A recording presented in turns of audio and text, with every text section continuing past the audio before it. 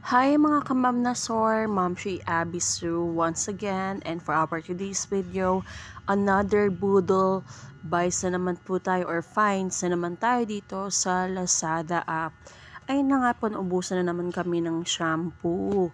At actually, I'm planning to buy shampoo muna temporarily sa sachet sa Pure Gold sana, but for some reason medyo namahalan ako kasi it will cost me 70 pesos for 10 sachet. So let's say sabi natin good for 10 days lang yon, so let's say for a month it will cost me 210 pesos. So kaya nga ito, napilitan na lang ako bumili ulit nitong medyo malaking ml, dahil feeling ko mas makakatipid ako sa pagbili ko nito. As you can see nga guys, originally it will cost me 422 pesos and 75 cents.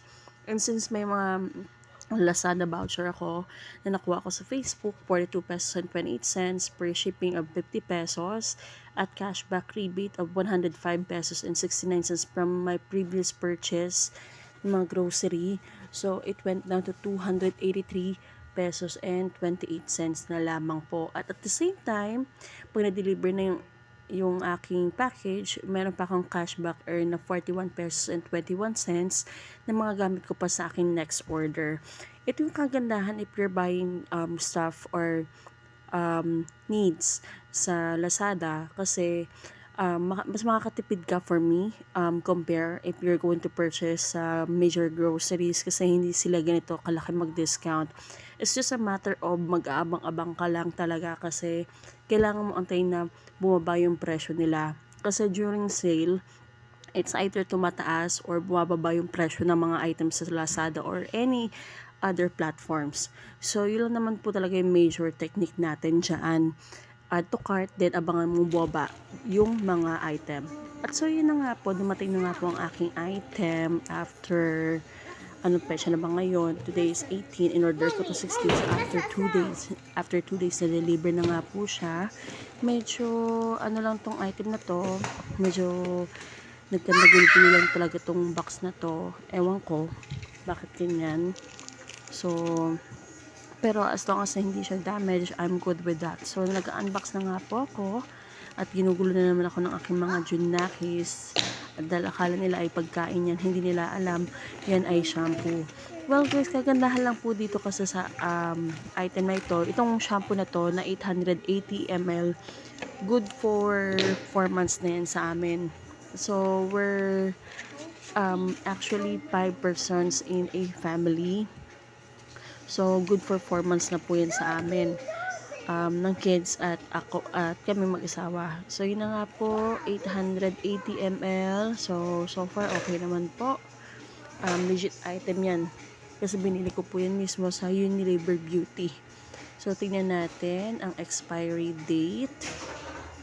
So as you can see guys, ang expiry date niya ay February 17, 2026.